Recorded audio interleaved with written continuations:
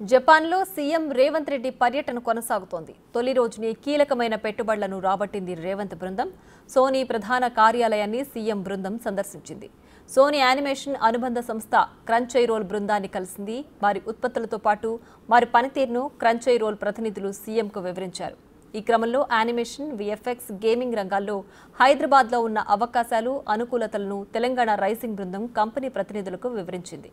కాగా end-to-end production సామర్థ్యాన్ని కలిగి ఉండే అత్యాధునిక ఫిలిం సిటీని ఏర్పాటు చేయాలని సీఎం రేవంత్ రెడ్డి తన ఫ్యూచర్ విజన్ను వారితో పంచుకున్నారు.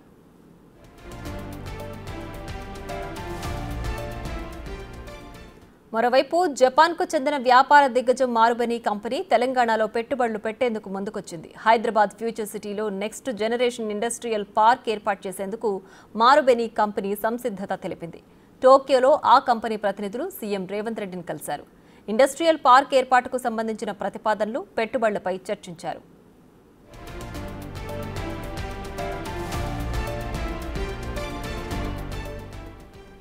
దాదాపు 1000 కోట్ల రూపాయలతో ఫ్యూచర్ సిటీలోని 600 ఎకరాల్లో మారుబెనీ ఈ ప్రాజెక్టును చేపట్టనుంది. అందుకు సంబంధించిన లెటర్ ఆఫ్ ఇంటెంట్పై సీఎం సమక్షంలో ప్రభుత్వ అధికారులు, కంపెనీ ప్రతినిధులు సంతకాలు చేశారు.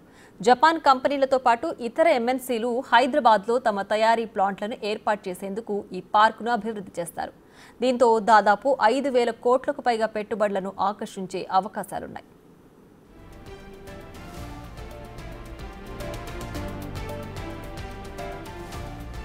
మారుబెనీ ఇండస్ట్రియల్ పార్క్ ప్రధానంగా electronics, green pharma, precision engineering, aerospace, defence రంగాలపై దృష్టి పెడుతోంది. హైదరాబాద్లో కొత్తగా అభివృద్ధి చేస్తున్న ఫ్యూచర్ సిటీలోకి మారుబెనీకి స్వాగతం పలికారు సీఎం రేవంత్.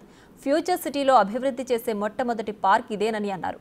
దీంతో తెలంగాణలో దాదాపు 30,000 ప్రత్యక్ష, పరోక్ష ఉద్యోగ అవకాశాలు అందుబాటులోకి వస్తాయని, జీవనోపాధి మెరుగుపడుతుందని అన్నారు సీఎం.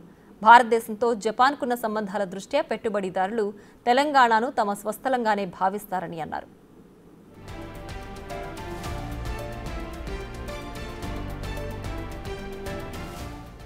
మారుబెనీ కంపెనీ ప్రపంచవ్యాప్తంగా 65 దేశాలలో 410కి పైగా గ్రూప్ ఆఫ్ కంపెనీల ద్వారా వ్యాపార కార్యకలాపాలు నిర్వహిస్తోంది. ఆహారం, వ్యవసాయ ఉత్పత్తులు, లోహాలు, గనులు, ఇంధనం, విద్యుత్తు, కెమికల్స్, మౌలిక సదుపాయాలు, finance, leasing, real estate, aerospace, mobility రంగాల్లో ఈ కంపెనీ అగ్రగామిగా ఉంది. ప్రపంచవ్యాప్తంగా దాదాపు 50,000 మందికి పైగా ఉద్యోగులను నియమించింది.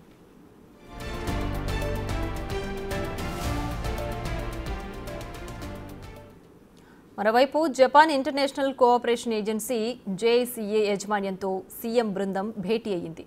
మెట్రో రైల్ 2వ దశ, మూసీ పునరుజ్జీవనం, ఆర్ఆర్ఆర్ నుంచి ఓఆర్ఆర్ వరకు అనుసంధానించే రేడియల్ రోడ్లు ప్రాజెక్టులకు ఆర్థిక సాయం అందించాలని జేఐసీఏను కోరింది సీఎం బృందం.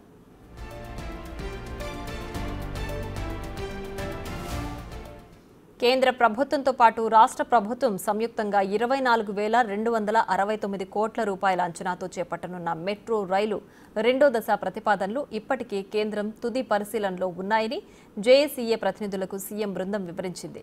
ఈ ప్రాజెక్టుకు అవసరమయ్యే వ్యయంలో 48% నిధులు, రుణం అందించి మద్దతివ్వాలని కోరారు. కాగా మెట్రో రైల్ విస్తరణతో పాటు అర్హతలున్న ఇతర అభివృద్ధి ప్రాజెక్టులకు జేఏసీఏ సానుకూలంగా ఉందని ఆ ఏజెన్సీ సీనియర్ వైస్ ప్రెసిడెంట్ తెలిపారు. ఆర్థిక సాయం పొందేందుకు కేంద్ర ప్రభుత్వాన్ని సంప్రదించాలని సీఎంకు విజ్ఞప్తి చేశారు.